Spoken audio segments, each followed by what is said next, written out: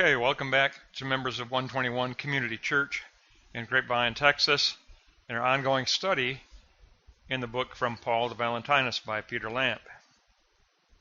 We jumped ahead now. We're going to be taking a look at pages 359 to 379, and we're going to get into the 3rd century now and take a look at the emerging church and emerging private Christian schools. Let's go to block 1.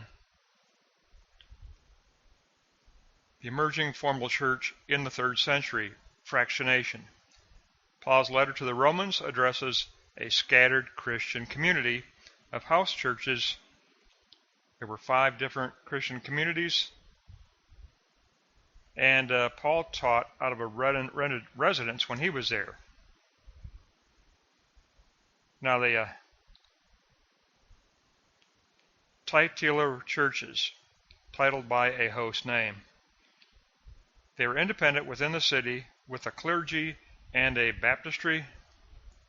There were 20 such churches even prior to Constantine. The names were from Emile to Vestine.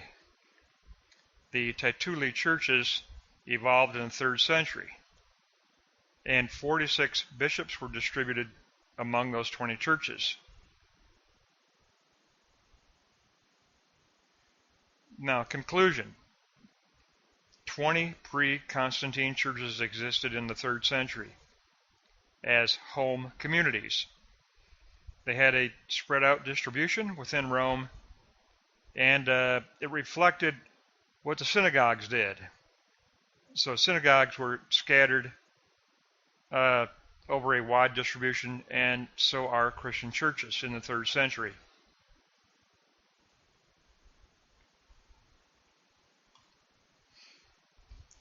So block 2, private Christian community estates.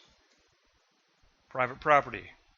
Rooms were exclusively reserved for worship, beginning in the 3rd century, separate from household activities.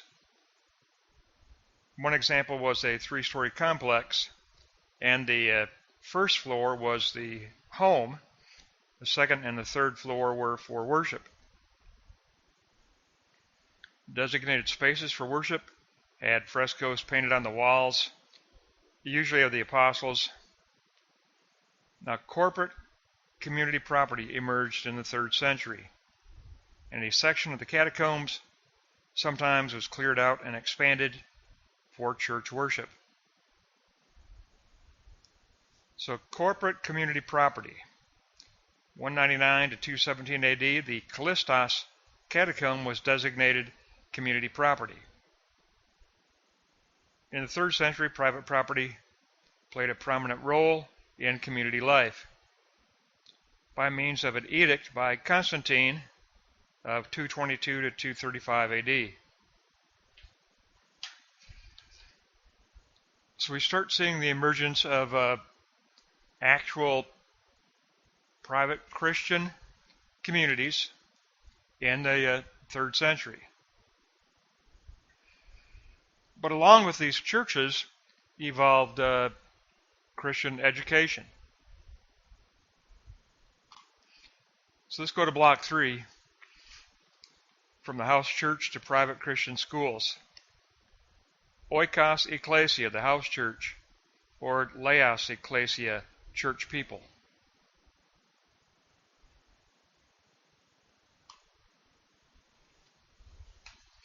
Outsiders considered these house churches as prohibited societies. But along with the churches came the didaskaleon, the teaching communities or the teaching schools. The didaskaleon. Now the house church, people assembled in private homes and practiced the custom of aphoretia, a gift to take, aphoretia. A host would present guests with a small gift of food to take home with them. So food was distributed at the church. The custom of aphoria was an agape gift. And we also find the emergence of the philosophical school.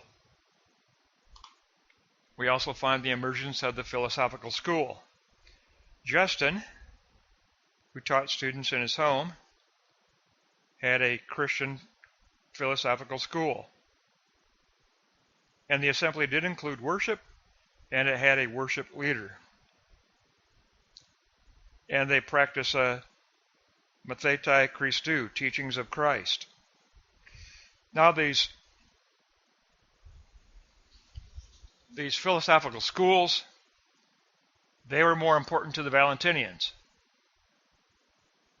These philosophical schools, they were attractive to the Valentinians more so than the house church.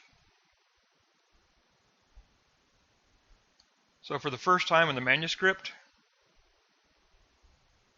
in this section 359 to 379, we finally find the name of Valentinus. So our author is getting ready to transition into Valentinus. So as a recap, let's go back to block 1. And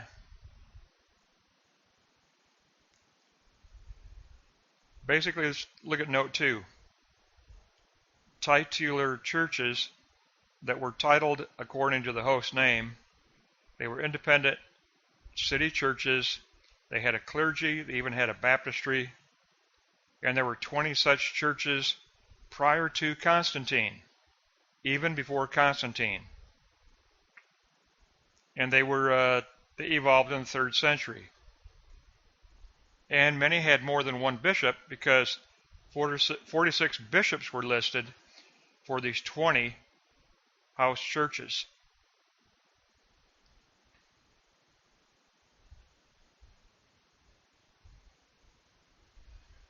But it was the early 3rd century that the church really started to come into its own.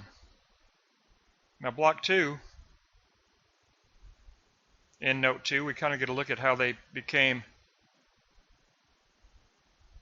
more formally identified, because the spaces had frescoes painted on the walls, usually of the apostles, and some church areas were actually cleared out areas in the catacombs.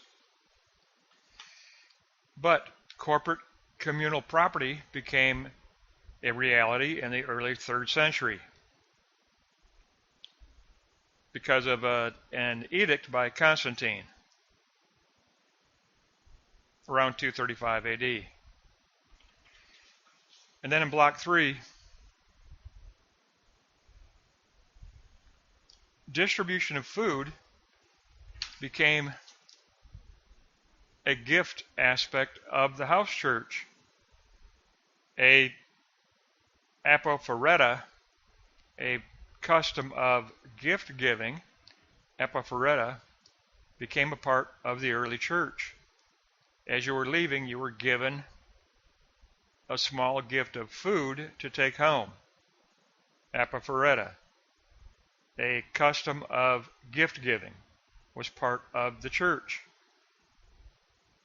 Worshippers were given an agape gift, and because of the poverty, they were given a food gift, an agape gift.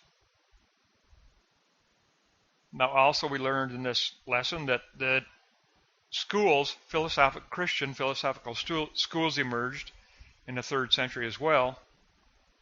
And these Christian philosophical schools, they were attractive to Valentinus, coming from Alexandria. This is the first time that our author brings up Valentinus. But it gives us the transition we were looking for. We've kind of jumped ahead here, but in lesson 7 we now get into the first mention of Valentinus and the first mention of Christian philosophical schools in Rome in the 3rd century. There were Christian philosophical schools in Rome in the 3rd century, taught by church doctors like Justin, who had one such school.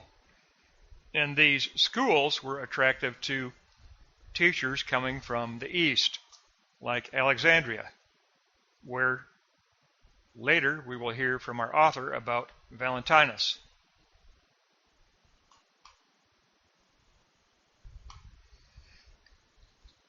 Okay, we made quite a jump in our manuscript here, but 359 to 379 is an important lesson on 3rd century Rome and the emergence of community property-owned churches and the practice of gift giving in the churches, a gift giving of food to those who came to worship, and the called apophoreta, the custom of gift giving, apophoreta, which was an agape gift. And then the emergence of the philosophical school in the 3rd century. So the church becomes formalized, philosophical schools become present, all in 3rd century Rome, very early. And the philosophical schools had great teachers. Justin is just one example. But Valentinus and other teachers arriving from the East, like Alexandria and Antioch,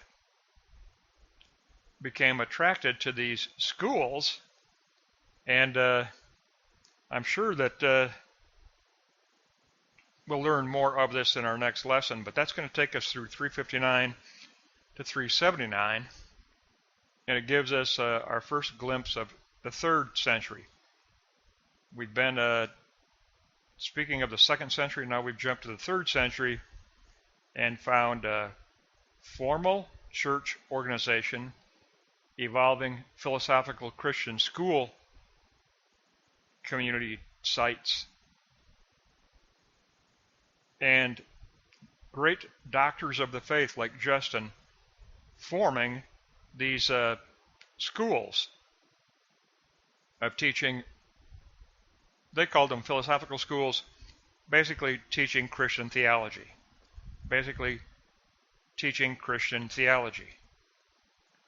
First, theological schools of study emerged in the 3rd century in Rome. Theological schools of study. So it gives us just a little glimpse of how we move into Christian education.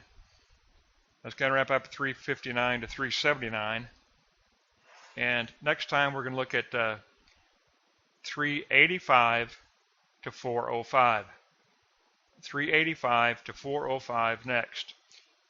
385 to 405 will be our next reading assignment. That'll wrap up 359 to 379. We'll pick up next time in our study of the book from Paul to Valentinus by Peter Lampe.